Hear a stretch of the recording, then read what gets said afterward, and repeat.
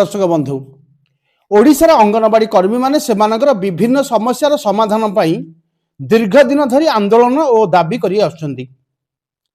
मुख्यतः सेमानकर सरकार दरमा वृद्धि करिथिले मध्य अंगनवाड़ी संघ संपूर्ण संतुष्ट नुहे। कारण सेमानकर जुक्ति अलगा।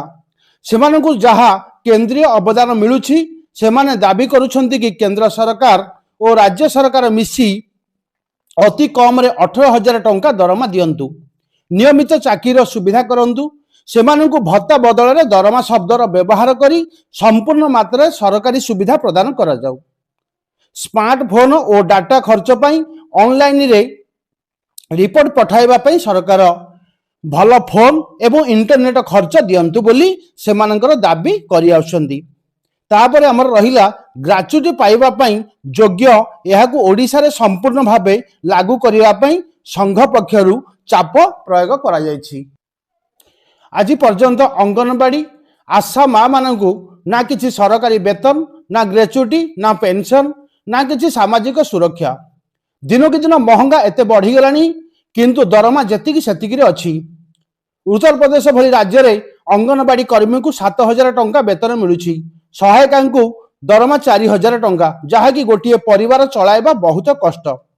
एथिरे काम करुथिबा बहुत माँ माने एससी एसटी ओबीसी जहाँकि बहुत गरीब परिवार। सारा दुनिया को पिला मानकु पोषण जगाउथिबा माँ घर को गले निजर छुआ पिलांकु उपवास रे सुअंती। एते कम दरमा रे सेमानकर घर चलाइबा बहुत कष्टकर। जे पर्यंत सेमानकर दरमा 22,000 होइनी से पर्यंत सेमानकर संघर्ष जारी रहिबो बोली संघ कहिछि। एबे सबुठारु बड़ खबर आसुछि कि केबे आशा अंगनवाड़ी माँ मानकर दरमा बढ़िबो। प्रत्येक राज्यर इलेक्शन करबा पूर्व सरकार प्रतिश्रुति देइथांती किंतु ताहा कार्यकारी हुए नाही। केवल आशा अंगनवाड़ी कर्मी को दरमा बढ़ाइबा पई सरकारक पाखरे फंड न थाए। केतेबेले कुहंती यह केंद्र सरकार करिवे तो केतेबेले कुहंती राज्य सरकार करिवे। भारतर ग्रामीण शहर ठारू आरंभ करी बहुत दिन हला ए संघर्ष चली आसुची। मुख्य रूप से देखा गले टीकाकरण, पोषण, गर्भवती महिला ठारू आरंभ करी दिन राति बहुत परिश्रम करती किंतु 2025-26 बजेट रे सेमानंकर पई सरकार किछि भी कले नाही। सेथिपई आशा अंगनवाड़ी कर्मी बहुत दुखित। समस्तंकर गोटिए आशा भरोसा थिला 2025 सेप्टेम्बर मासरे सरकार किछि ना किछि करिवे।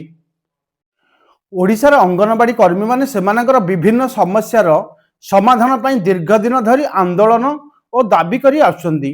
मुख्यतः सेमाने सरकारी मान्यता एवं आर्थिक सुरक्षा को नहीं अधिक गुरुत्व देइछंती।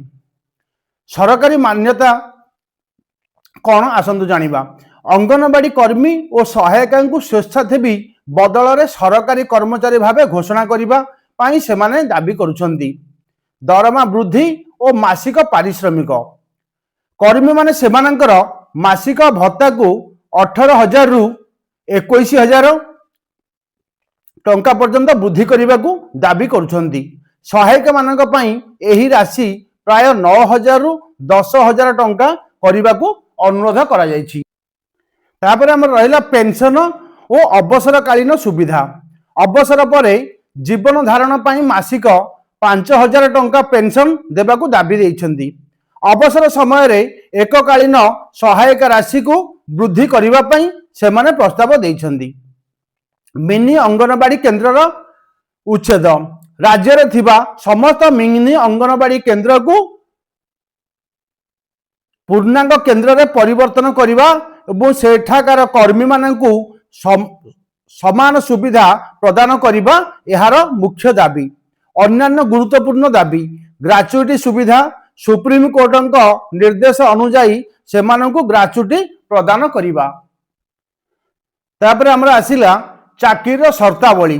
कार्य करुथिबा समय रे कौनसी दुर्घटना बा मृत्यु घटिले परिवार जनकु चाकिरी प्रदान, अनुकंपा मूलक नियुक्ति।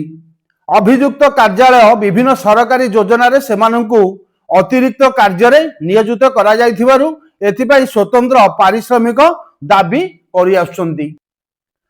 सरकार समय समय रे सेमानकर सहायता राशि वृद्धि करिसंती किंतु वर्तमान कहिबा कथा हेउची वर्तमान महंगा परिस्थिति रे यह यथेष्ट नुहे। ओडिशा सरकार अंगनवाड़ी कर्मी मानकर दाबी को विचार करी निकटरे किछि गुरुत्वपूर्ण घोषणा करिसेंती। एथि सहित सेमानकर आंदोलन रे किछि विषय रे तथ्य मध्य लेखा जाई अछि। सरकार नुआ घोषणा 2024-25 अनुजाई राज्य सरकार अंगनवाड़ी कर्मी और सहायिका मानक पारिश्रमिक वृद्धि करिसेंती। अंगनवाड़ी कर्मी पूर्वर मिलुथिबा 7,500 टंका को वृद्धि करी 10,000 टंका करा जायछि।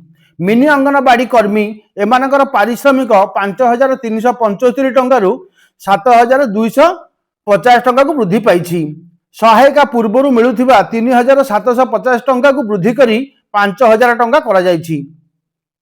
अवसरकालीन सहायता सरकार अवसर समय रे मिलुथिबा एककालीन अर्थराशि को मध्य वृद्धि करिसेंती।